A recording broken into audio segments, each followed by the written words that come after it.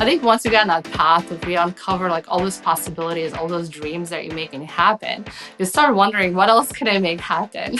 And in 2007, I actually left my dream job and decided to become an entrepreneur because, again, I still remember that sense of freedom and control in your destiny that I saw in those early entrepreneurs in Israel.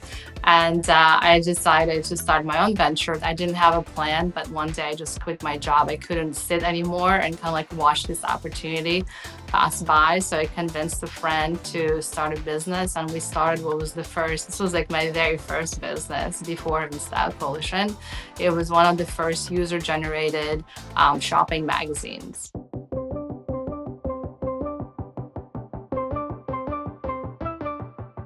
Thank you for tuning in to the Mile 40 podcast. I am Bishoy Tadros, the author of Break Barriers and Audacious, both of which are sold on Amazon. And I invite you to join me as I engage with guests to discuss those bounce back moments that we encounter on our personal journey. Mile 40 is a forum to learn about how athletes, professionals, and leaders of all backgrounds stare down moments in life where the only option is to rise up. The Mile 40 podcast strives to remind listeners that the comeback is always greater than the setback.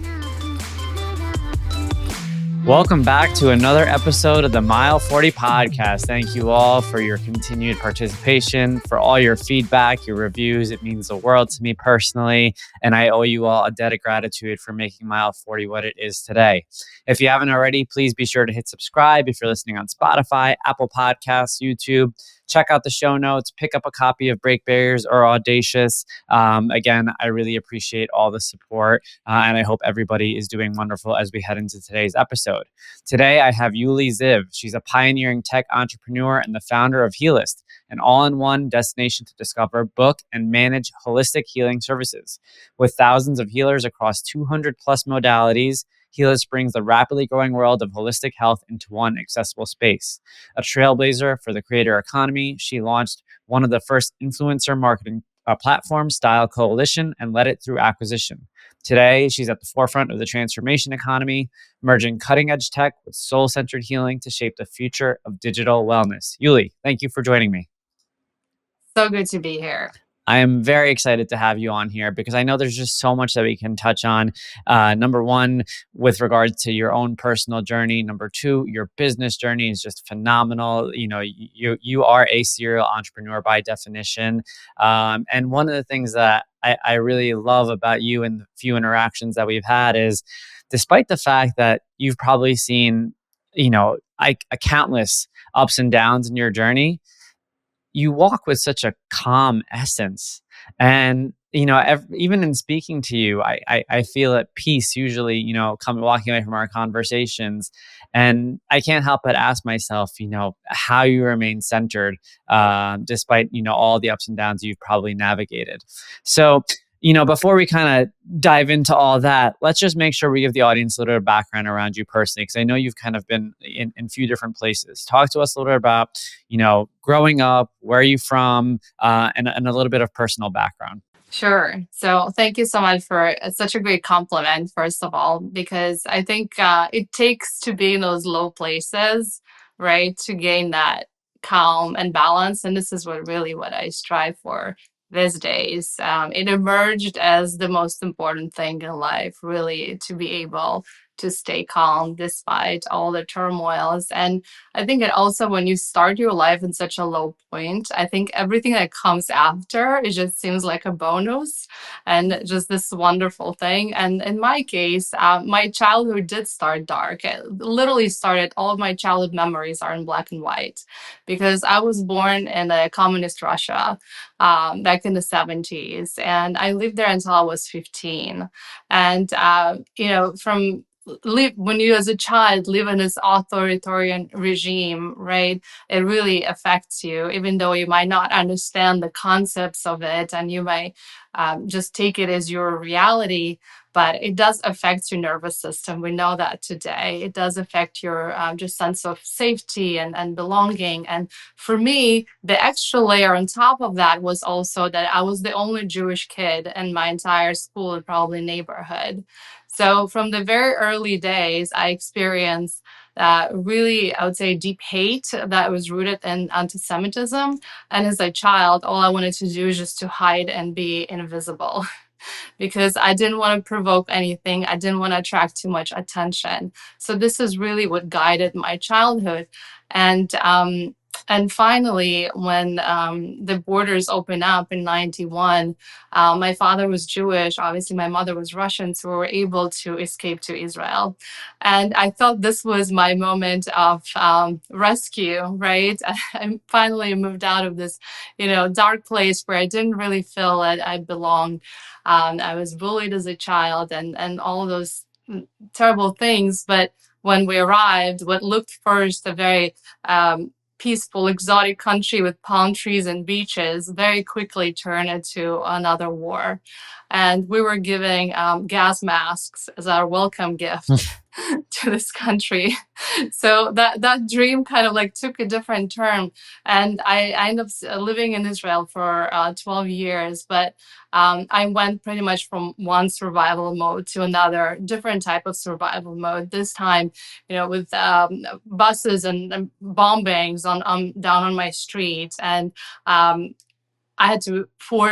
was forced to go into the Israeli army. As a child who was very sensitive, very spiritual from the beginning, let's just say it wasn't necessarily a good match for me. It wasn't one of my aspirations. But again, I found myself being controlled by yet another country, right? And their situation and their regime. And this is where it became very clear to me that I had to find my way out, that there must be another way. And of course, in Israel, I was more exposed to the other way, which was the Western world. And New York became kind of my target, my obsession. That was my ticket out of my reality, that I finally wanted to live in a place where I could control my destiny. And this Wow. is what brought me here. Wow. We could probably do a whole episode up until 2003, but Yes. I think one of the things that I want to make sure that I ask you really upfront, because when you think about both of those regions and what's going on in the world right now, both regions are top of the headlines. And one of the things that I think is really important, because myself coming from an immigrant background, is the fact that there's a lot of misconceptions out there, and people talk without actually knowing, without actually understanding, without actually being able to empathize and see what's going on the ground. And the point of this is not really to necessarily give an angle, but to, you know, understand from someone who's lived through it, who's been in these areas personally and who's seen what life is like and now has navigated life in the United States. I'm sure that you've heard a lot of things being said that you had to kind of just pretend you didn't hear. So, talk to me a little bit about, let's go back to your time in Russia. Given what's going on in the world today, what are some of the biggest misconceptions that you hear out there as it pertains to what it's like being in that region of the world? So I think Russia is an incredible and one of the most beautiful countries, and so diverse, and just has the most amazing, people that have a lot of soul, right? But I think there has been a century, right, if not more, of brainwashing, right? And this is something I became very sensitive to, and it kind of like this is what really inspires my life these days, is really to separate the perception from the reality, right? And really understanding like all of us have such different vision of what Russia is, what Israel is, and none of us is right or wrong, Yeah, right? This is just our perception of that reality, but we have the power to choose.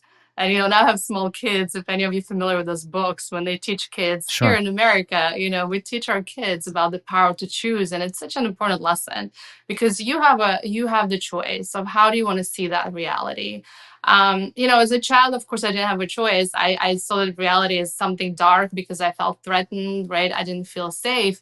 But today, looking back, I'm trying to remember some beautiful things as well. I'm trying to rewire those memories because it really doesn't serve anyone, right? And I think what's and the kind of zoom out of the politics and the wars that are going on, really there's this big attempt to create this separation between all of us, right? By some other forces that operate in this world. And the question for each of us is, do we want to be part of that separation, or do we want to fight for our feeling of oneness?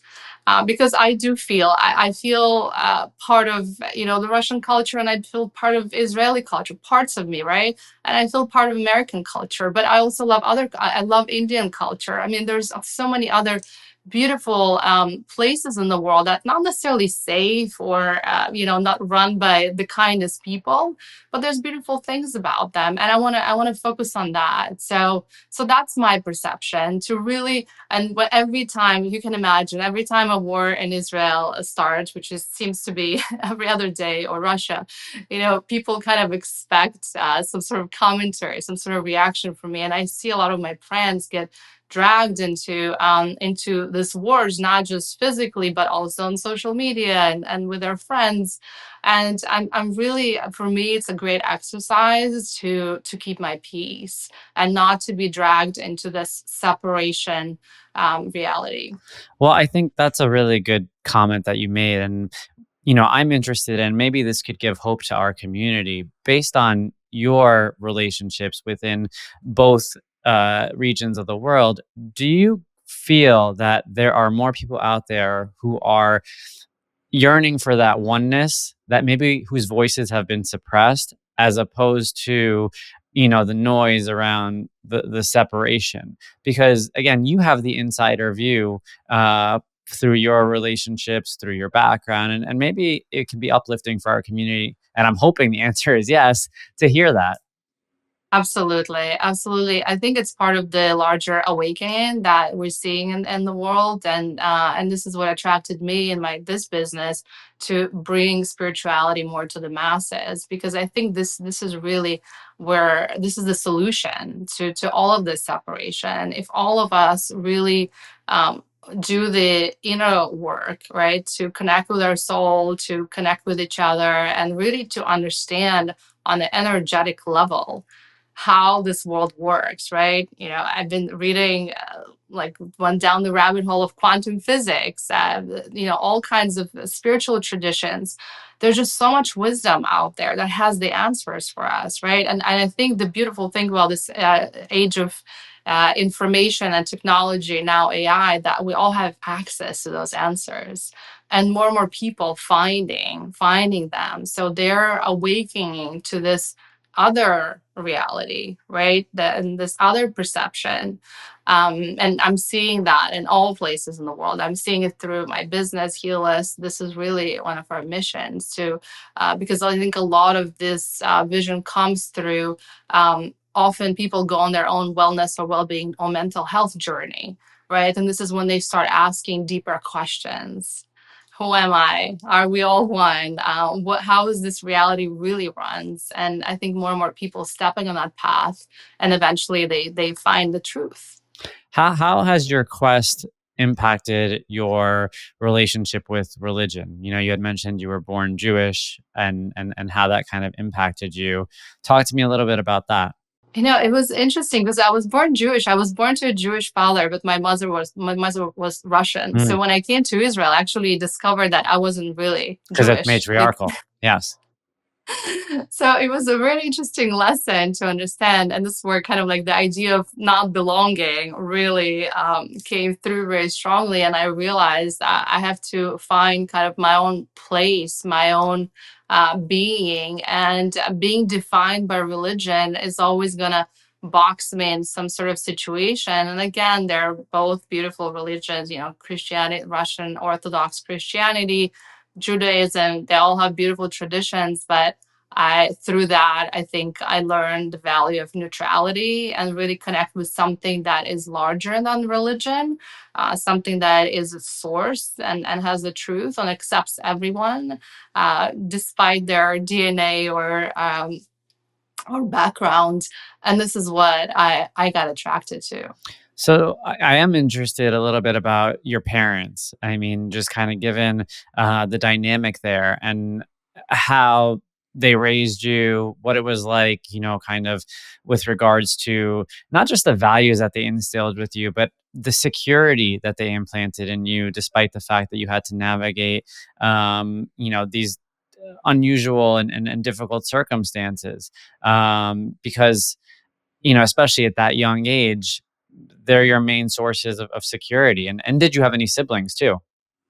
Yeah, I do have an older brother, and I'm not sure if my parents really provided that source of security for me. I think they're wonderful people and did the best they could, but as you know, in families of Mm, immigrants, right? mhm. It's not always the case because they found themselves in their mid 40s moving to Israel, and it wasn't really their choice. They had to start their life from scratch, and it's really not an easy age, right, to rebuild your entire life and create that new identity. So I think they were going through their own struggle. So I kind of had to figure out my own support system and eventually take care of myself. And I think this is what pushed me to move to New York because I had this sense that I'm the only one who can create that stability, who can create my own reality. And it was all in my hands. Well, obviously, in the '90s, technology starting to rise up, and in the late '80s as well. But were you aware, or were you aware that it could be much different on the other side of the world, or were you chasing down um, essentially a manifestation of a better life? I think I was definitely super attracted to the new tech, and I'm gonna age myself. I mean, I'm turning 50 next year. Let's just get the cat out of the bag. Very proud of my age, nothing to hide. But I got to know the internet in the late 90s when I was in college.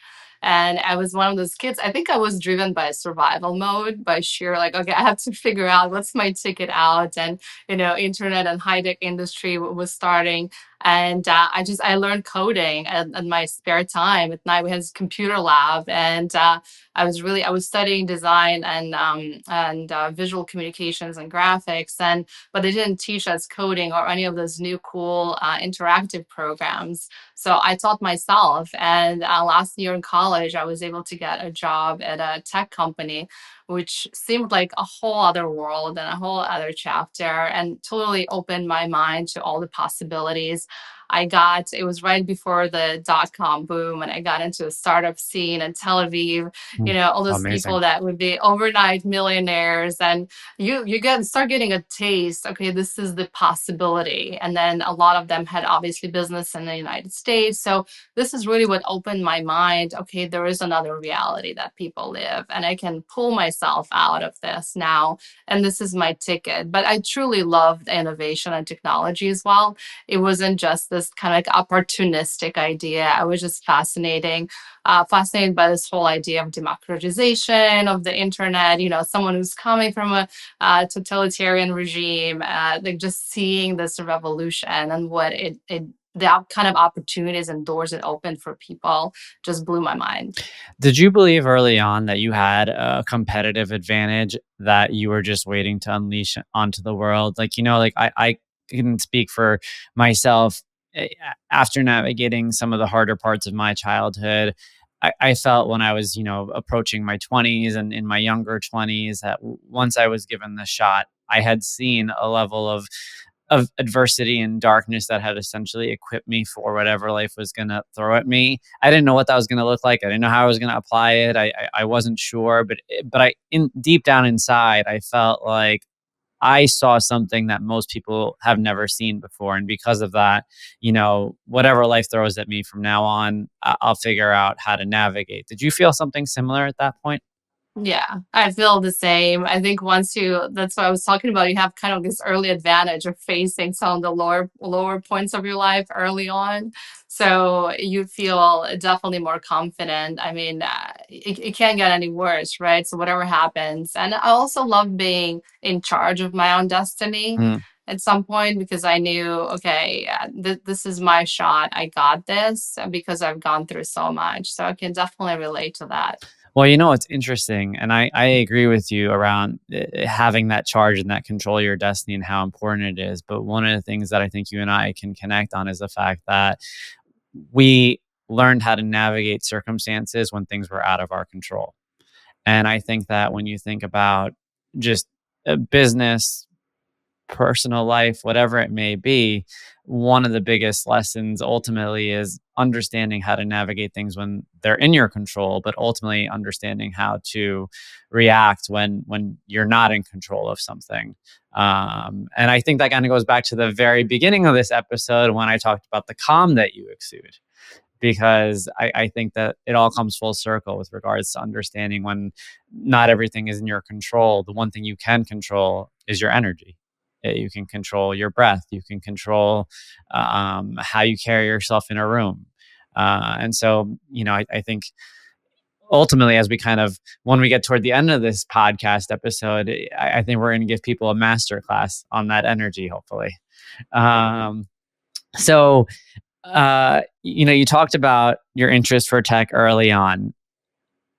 Before you started to kind of understand that there was opportunity there, what were some of your childhood ambitions? Like you came to a realization that things had to change. But did you know that tech was going to be, your way at that point, or did you have ambitions before that? You talked about being enlisted in the military and quickly realizing that was not the path for you. But did you know what you wanted to be? I wanted to be an artist as a child. Amazing. I I studied painting. That was my escape back in Russia when I was a kid, and I had really no kind of bright moments. But painting was like I studied fine arts, and I spent all my time just painting. And obviously, it's not a career as an immigrant I could potentially pursue. So that's what led me to study design eventually, because it was kind of that perfect combination of art and um, commerce, right? That will allow me to still do something creative, but also, make a living. If you know me, you know that I like to look good and feel good. As an endurance athlete who trains daily, I need my wardrobe to fit the mold. Roan creates performance-driven clothing for your active lifestyle. Each piece is designed for versatility and made with integrity to outfit you for an active life lived on your own terms. The Roan promise is to help you move forever forward. Use code MILE40 for 20% off online and in store for new customers only. Visit www.rhone.com, that's Rhone spelled RHONE, or find your local store and move forever forward starting today. So you started to see the opportunity now as the internet is boosting and things are happening. Talk to us a little about how you got yourself over to the States. I think when you're trying to survive, you get so creative. Absolutely.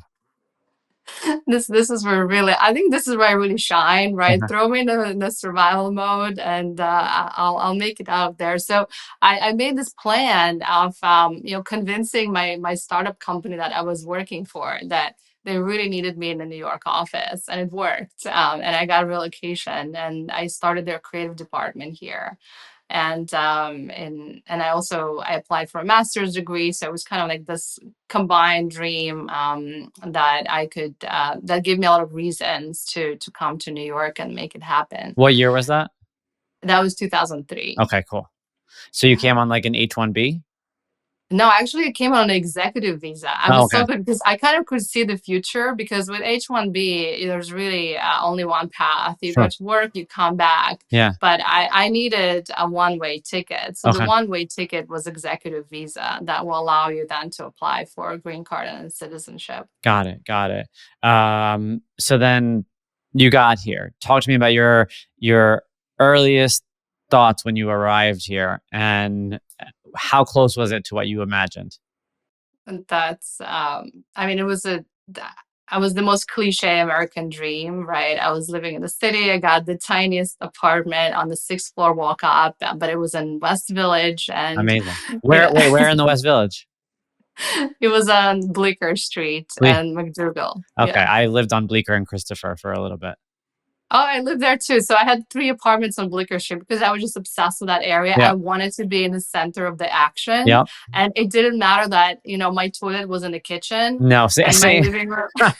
Same. That was my first West Village apartment. The bathroom was in a very awkward position. But this is the kind of stories, Yeah. that make our lives so interesting. Yeah. So I was all in. I was like American from day one. I embraced the culture. I learned the language. Just to remind you, when I came here, I didn't know English at all because I didn't have a chance to learn in school. And so I was determined to make it. I knew it was for the first time I really felt belonging somewhere. It felt like home because, as you know, in New York, this is one place in the world where actually being from somewhere else and from 2 different places is a cool thing. It's not something that people kind of question or, even worse, bully you for. So I finally felt home, and I could kind of spread out my wings and really start dreaming.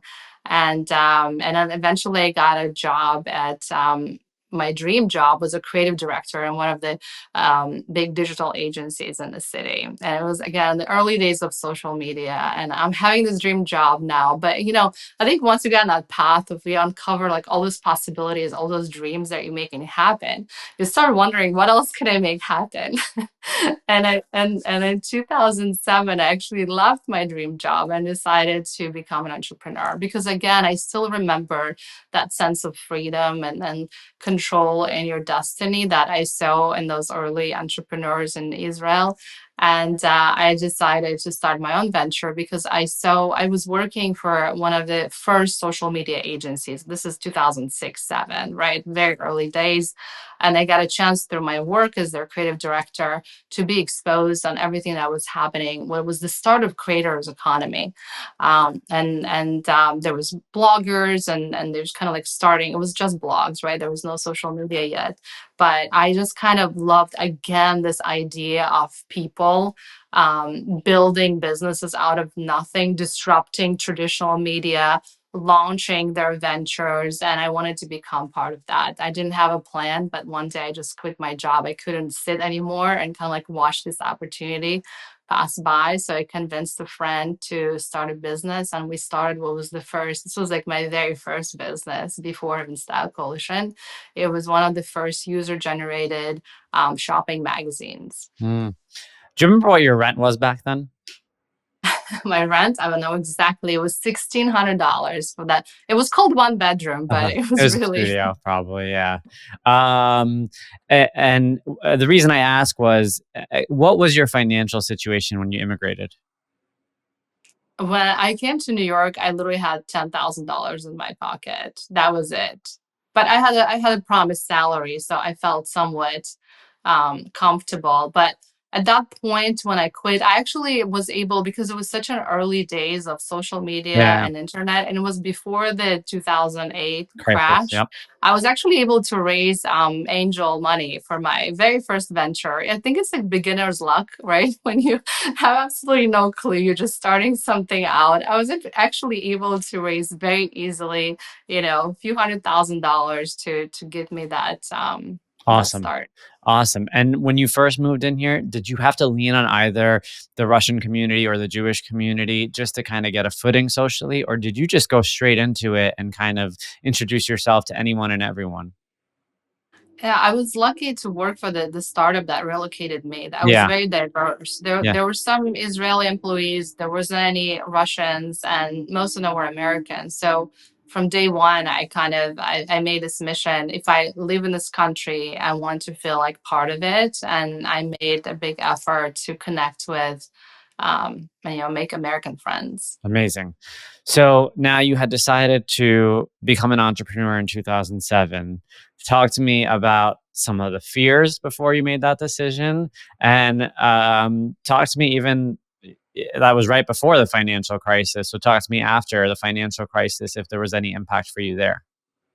Yeah, absolutely. So there was no fears, funny enough, because I think when you're young and you don't have obligations, there was really this idea of like, there's nothing to lose. This is my opportunity.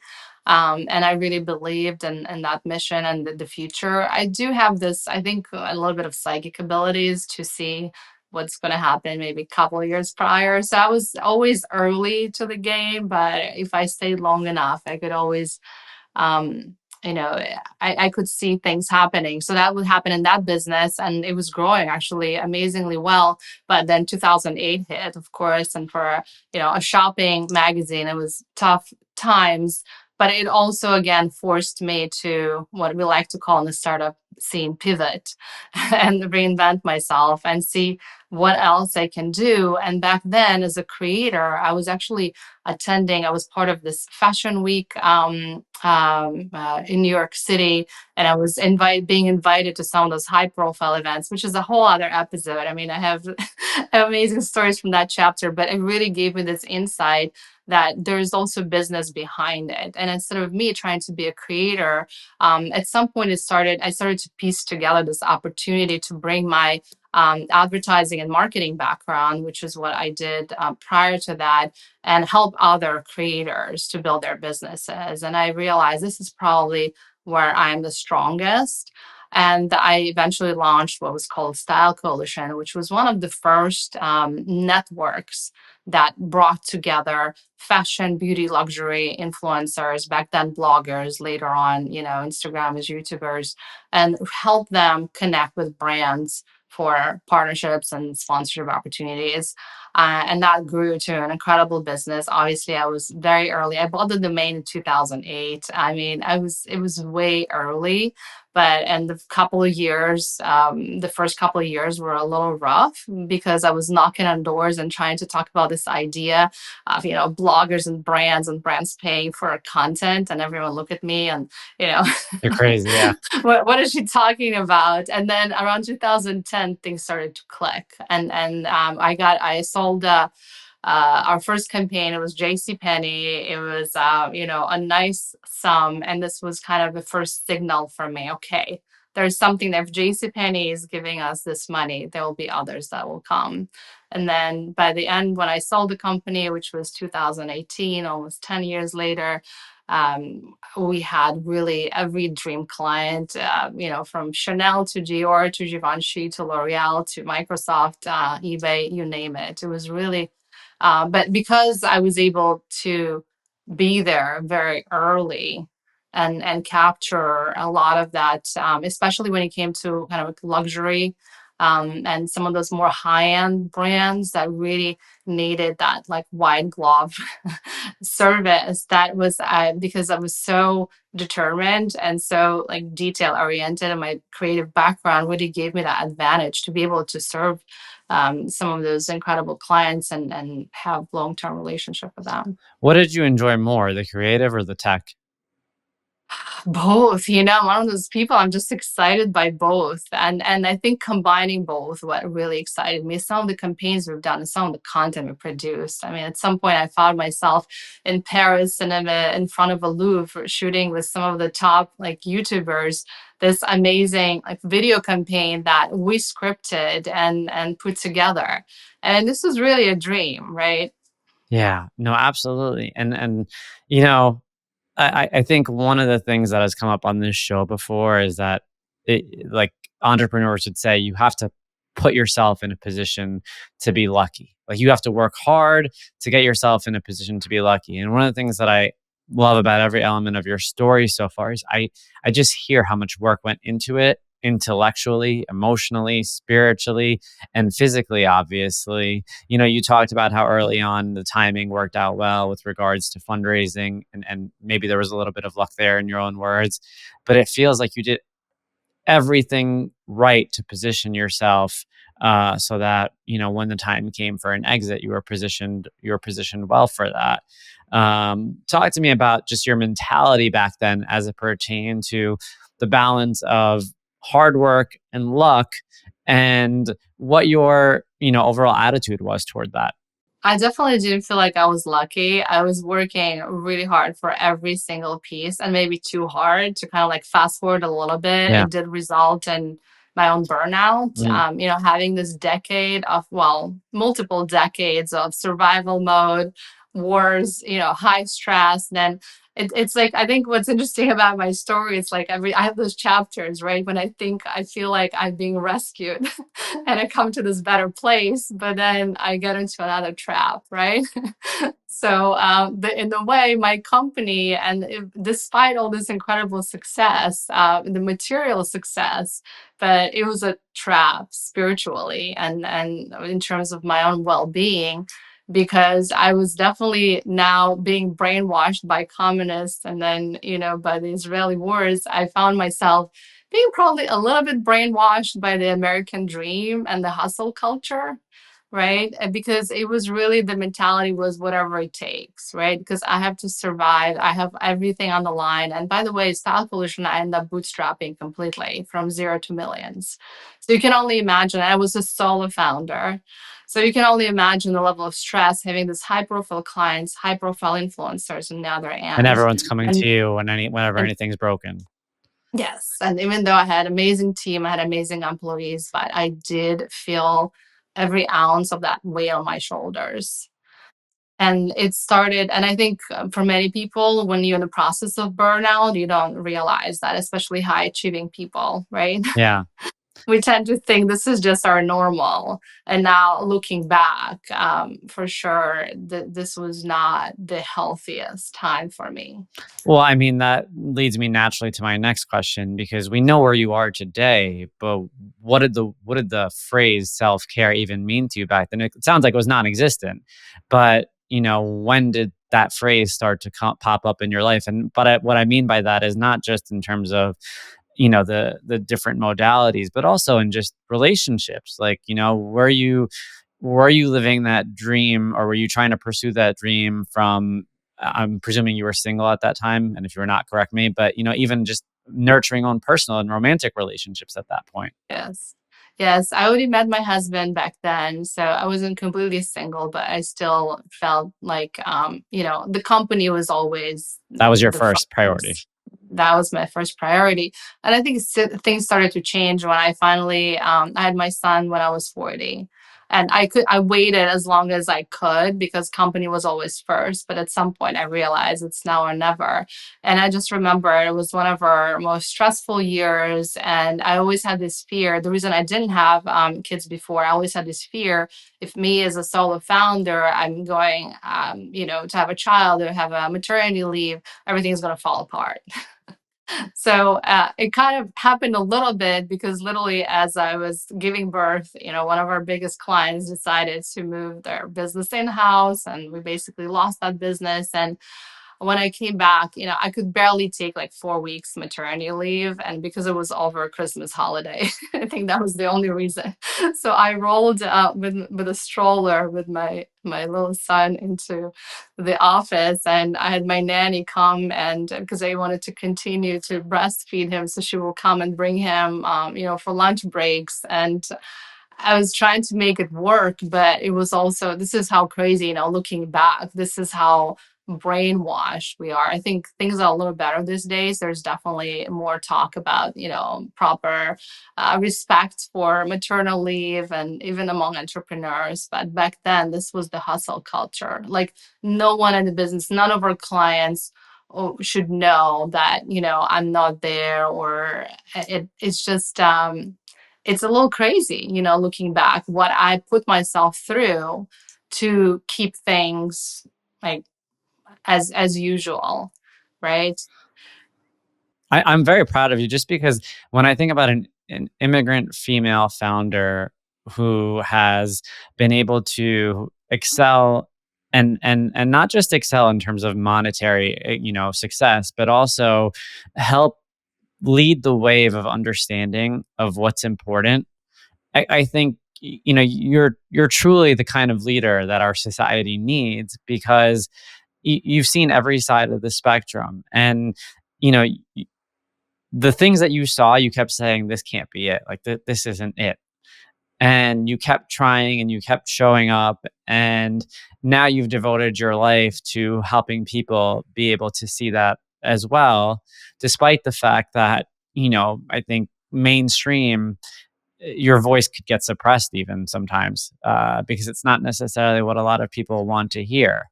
So, you know, again, this could be like a 4-hour episode. So I want to make sure what I get to, the crux is here is, at what point in the journey, and maybe it's after you had your son, did you start to devote yourself to the mission? Mhm.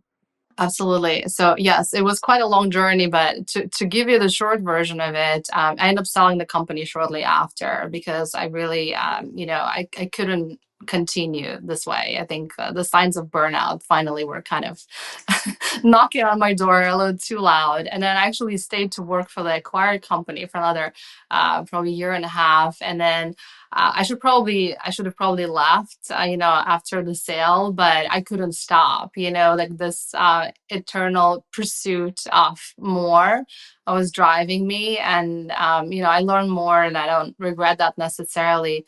But at some point I hit a wall and I just remember something in me pulled me out and booked a weekend retreat, a weekend meditation retreat. That was summer 2019.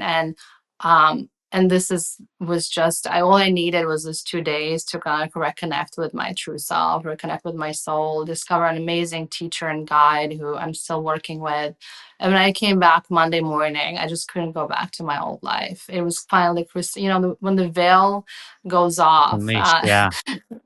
So that was the moment for me. And then so I exited the company, and what I did was what I received through that exit, also this beautiful gift of um taking 2 years off. And part of it was driven by, different like non-compete agreements and things like that, but part of it is really I knew that I needed it. And I took the permission, which was probably the most terrifying thing I've done looking back, because I was 45. It was my prime earning career years by all research and statistics, but I knew I need a full reset. I need to work on my values, my priorities, what's important to me, what does the next chapter look like, because I suddenly realized, okay, I don't have that survival pressure anymore. Like I'm comfortable financially. I don't have to worry about bread and butter, right? Which took a while to even register because I was so used to that. And I was like, what is left? Like, how do I build my next chapter without having that stress and that pressure? And that became my mission. And interestingly enough, during those 2 years that I was taking off to really reconnect with myself, I was seeing a lot of holistic practitioners who really helped me in that process. And this is where the mission started to crystallize. It was almost kind of like given to me in little droplets, right? And I saw how much they needed me. I needed them, but they also needed me, because I saw how challenged they are in all the areas of marketing, business, finance, and I was the one who could understand them and speak their language, because actually I did have some spiritual practices throughout my life, but I also understood the business world, and it just became at some point crystal clear. This is my mission, and I dedicated my next chapter to bringing holistic health, first of all, to more masses, and making more people know that there is an alternative out there, and there's incredible people who dedicate their lives to helping others, and they're empath and that are knowledgeable. They have wisdom that goes back into ancient traditions, and it's all there. And also help those people, those healers, to really shine and really come out of their insecurities, and help them grow their businesses. So in a way, I finally realized, and came kind of full circle, me going from working with influencers and helping them build their careers. I realized that healers now in this day and age, they are the new influencers. They are really one of the most important pillars of our society, because they're helping us to see the truth, to overcome, to give the alternative to the healthcare system that we have today, right? And how important they are. So that's what I dedicated my life to. And wow, well, one thing I want to make sure I don't skip, because you had mentioned that you had met your husband earlier on, and a lot happened. So I do want to ask you the role he played throughout, the last 2 decades Talk to us a little about, his role with you, and how'd you guys meet? We met on an online dating app, In what obviously. year? 2010. Oh, wow. So that was like the Very early stage. You were the like one of the first online couples. and totally. And the app was a founder that I met in one of the tech parties. And he Okay. said, I'm launching this dating app. Would we beta test it? Wow. And we were both like beta testers of this app that doesn't You exist never anymore. hear that kind of story. That's awesome. And the funny part is he's not even in tech, Yeah. but somehow I think when people meant to be together, Yeah. the universe finds a way. And he's been really my rock. Like he's from a different industry. He doesn't have the crazy roller coaster life that I've had, and but I think in the couple, probably it's the healthiest thing. You need at least, you need, if you have a person like me who jumps off the cliff and knowing that parachute is going to open, like you also need somebody to kind of catch you there just in Sure. case. Yeah. Yeah. So Yeah. No, that's awesome. And with regards to, so you met in 2010 and a lot happened. You had your exit, you Mhm. had your son, uh, And you know, daughter since sorry. then. Yep. Son and daughter. Okay. So you have two kids? Yes. Okay. Yeah. And I'm interested in the role he's played with you through the ups and downs. You talk about the balance that he's played with you there. But these are some big life events when you think about it. And it, as a parent myself, I fortunately, a lot of good things came out of this, but a lot of also hard decisions had to kind of come about as well. And also the coming together as parents to determine, okay, these are the circumstances now. And again, a lot of them are good circumstances, but how do we want to raise our kids, and how are we going to work together as parents? So talk to me a little bit about that. Oh yes, that is a whole other podcast episode, because as I'm working on all those things, so right now the priorities are, obviously I want to grow the Healist mission, and I want to do it in a way that is completely balanced, right? That doesn't sacrifice my own health, but I'm also really passionate about raising those two humans and this new age, right, where they are also balanced, right, and they're not affected by all the craziness in the world. Then how do we do that as a family unit? So it's a big task, but it's interesting. Like my kids now, like my son is old enough to be actually interested in my business, and so it's a really interesting process because they get so impacted by us and what we do. So listen, I want to be a role model for them. I want them to know, my daughter to know that I'm an entrepreneur and be that inspiration, hopefully for her. But also, me and my husband, I think from day one thing was clear, that we have this complete equality marriage, right? And even though there's a lot of talk these days, there's the sacred masculinity, sacred femininity. We come from a place of equality. We both contribute to this life, to this family, to this kids. And funny enough, he now has his own business too. I think he got a little bit of the influence there. So we also both building our businesses, and I can't say it's easy, and we're still redefining what that risk means for us and what stability means for us. But I think as we grow older together, you kind of learn to lean on the qualities of each other that really serve you, and maybe, you know, let the other qualities kind of be there, but not to try to change anyone or fix them.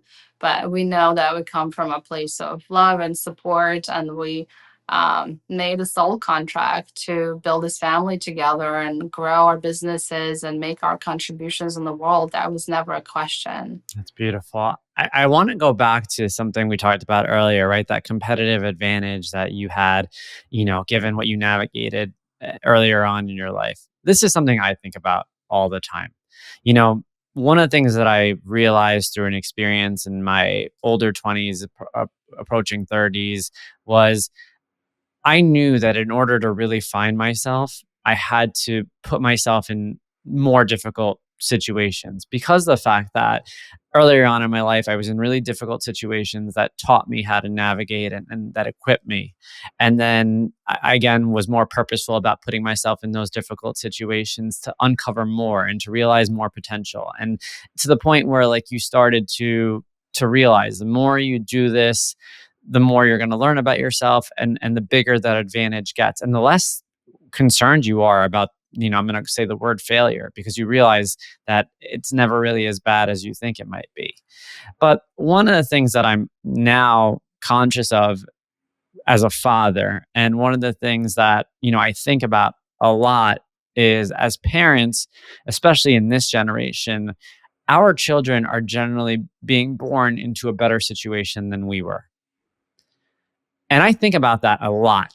I think about the fact that, I want my child to succeed, and I want them to be happy and healthy, and I want them to not have to worry about things. But at the same time, I know that a lot of my advantage in life came from my hardest moments.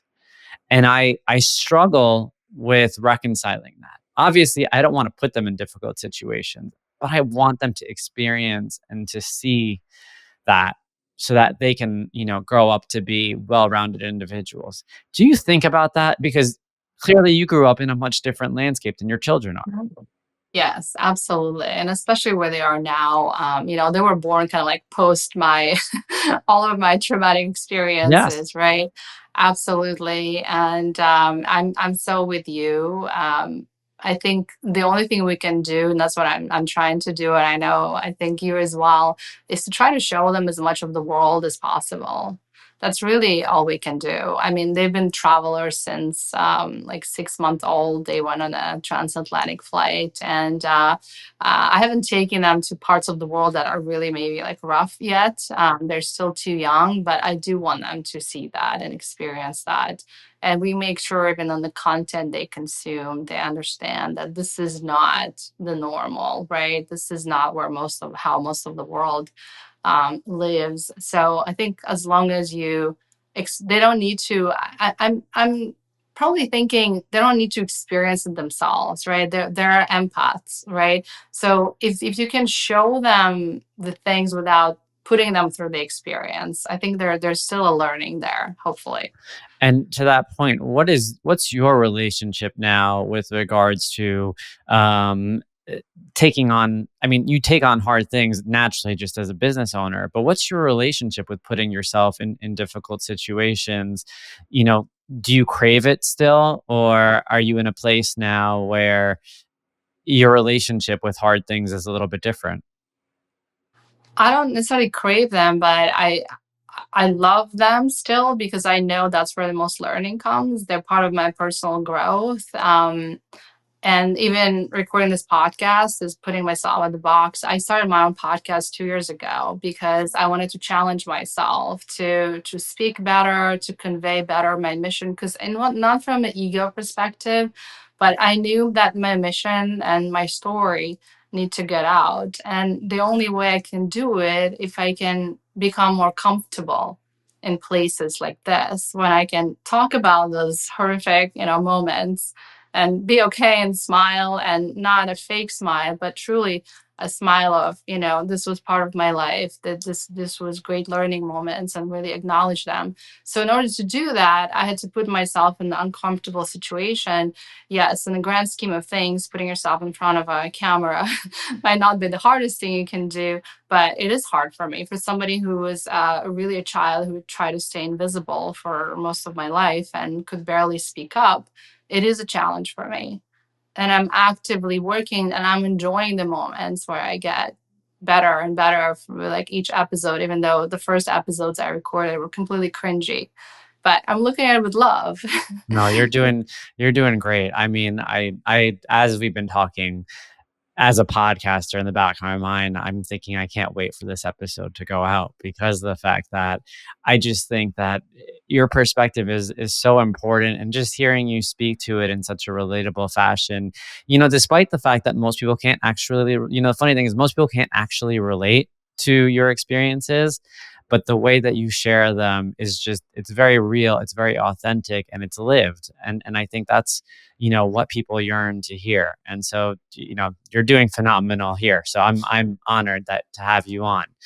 Um, I know I've kind of been jumping around, and there's a method to it, and it's because I do feel like all these puzzle pieces come together ultimately to where we are today. So you had the realization that this wasn't going to be your mission. You obviously have been equipped operationally and from a business perspective to lead something like this. Talk to me about some of the biggest challenges or unexpected challenges that you faced along the way so far, and with regards to how you were able to kind of navigate them. Sure. When I got into the holistic healing space and I knew I wanted to work with healers and help them, I think I really underestimated how much work is needs to be done and how much the space was still undeveloped. And I think there's definitely a few companies before us who tried to do that. But when I talk to most healers, there's just still such a gap in education and mindset. So I definitely, like, to me, it was clear this was something that is needed. This is the right idea. No one was able to crack the code. I think I'm positioned well to do that and bring a lot of value, but I didn't realize like how hard it's going to be. And a lot of those concepts that are no brainer in the tech world and like marketing and sales and they're not necessarily a no-brainer in this world of holistic healing, right?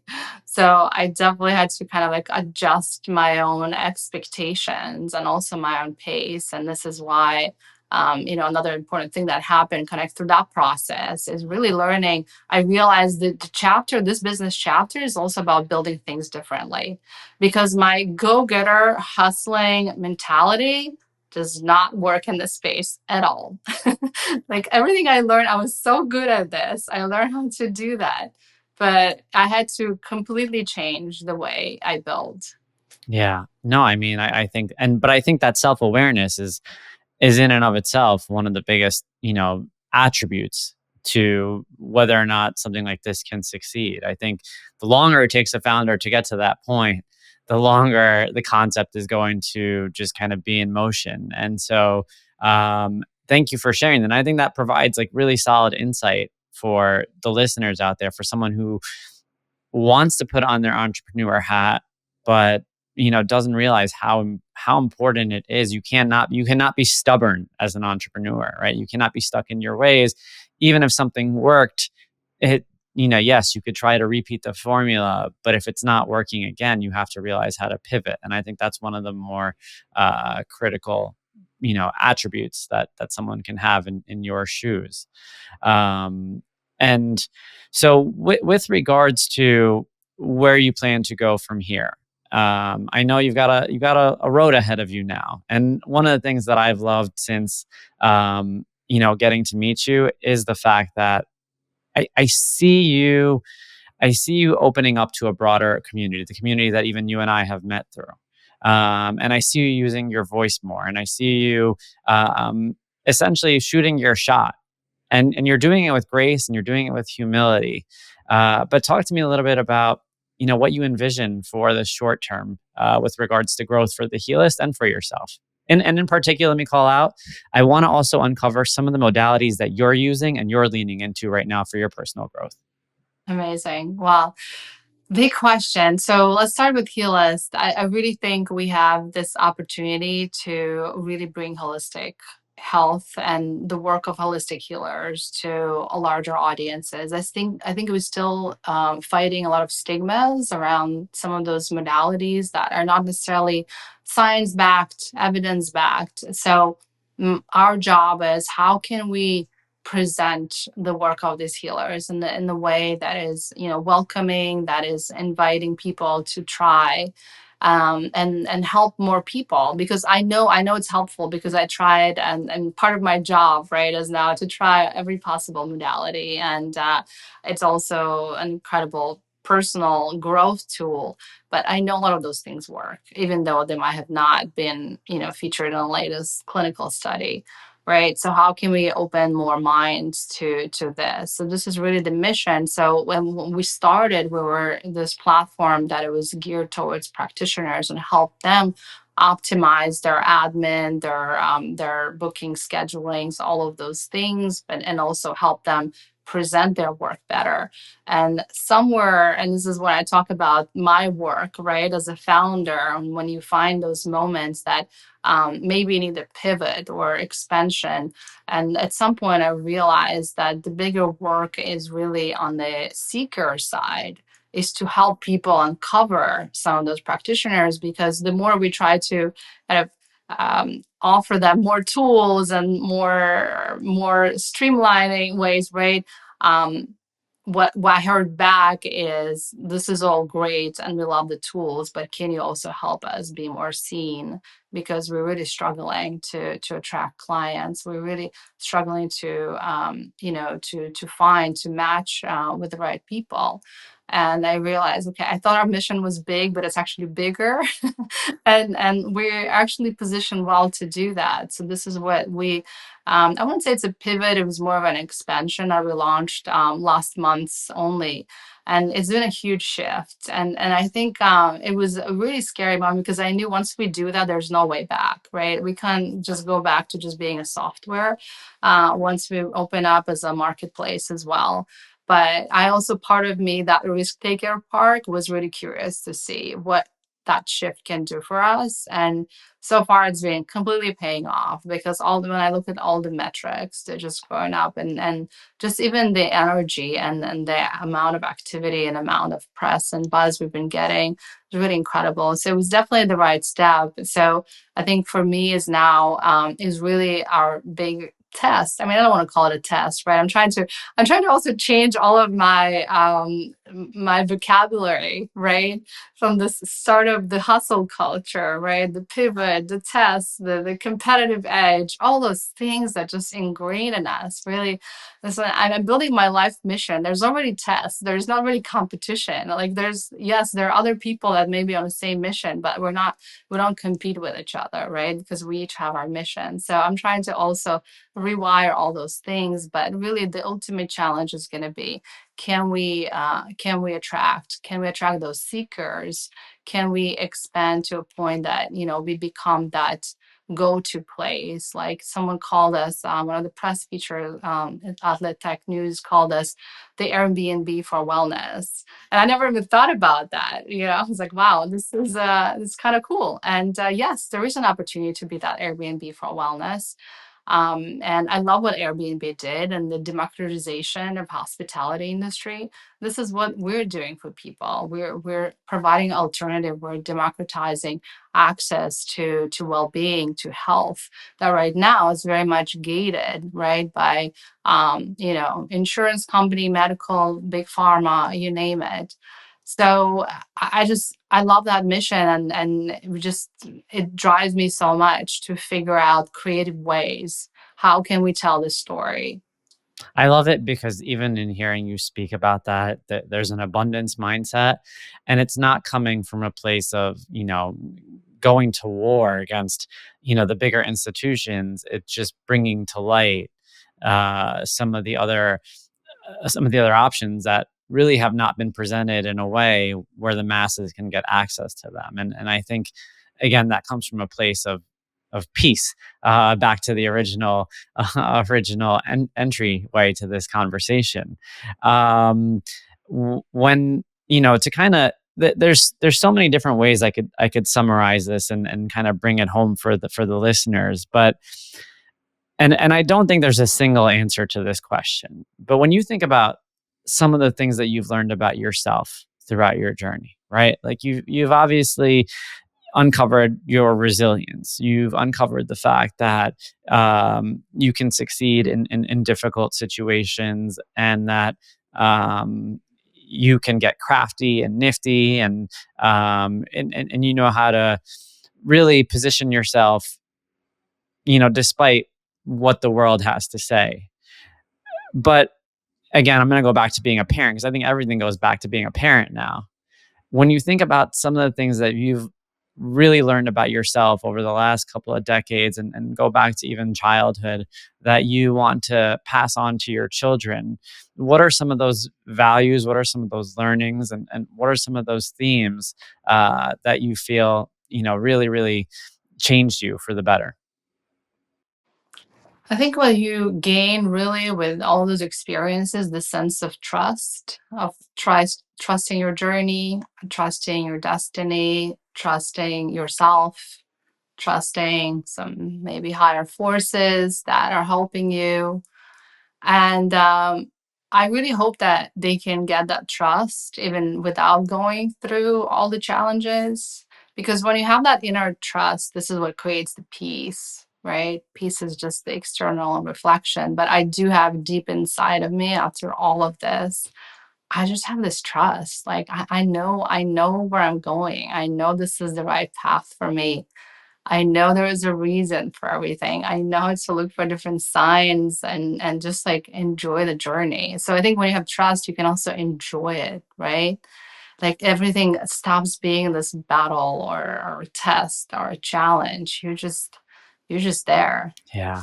No, I think that that's so important because again, and perfect for a mother to say because children can sense, the fact that you're as a mother, you have that trust, and that's something that I think will live with them forever. One thing I forgot to ask you that I should have asked you before, but I'm going to ask you now is where can everybody find the Healist? Where can everybody make sure that they're paying attention to you, but also to the platform? Yeah, so please go on healist.com. It's two L's, heal and list. And it's all there. You can search some incredible practitioners. We have now more than 2,000 healers on a platform across 200 plus different modalities, and they're also in 55 different countries. So it's totally global. A lot of them offer virtual services. Now, a lot of them also offer free introductory sessions. So just please go and try, give a shot to some of those incredible people, and then follow me. I'm more active on LinkedIn these days. I know we talked a little bit about it. I try to share more of my story as a founder, as a woman who's about to turn 50 and trying to figure out my own well-being and health. And so I share some of my biohacking stories, I guess. So follow me on LinkedIn. It's just Yuli Ziv.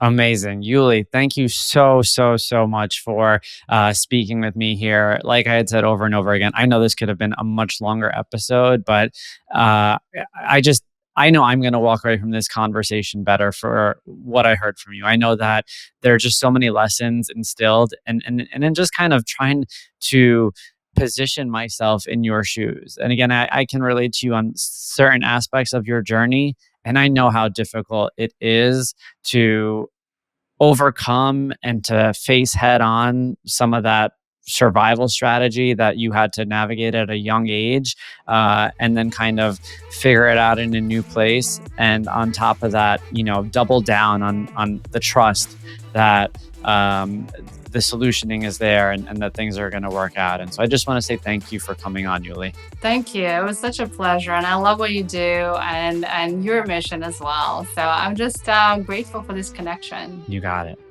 Thank you for listening today. If you enjoyed this episode of the Mile 40 podcast, go ahead, subscribe, leave a review, and share the word. Thank you for being a part of the Mile 40 family. And let's unite in showing the world that comebacks are always greater than setbacks.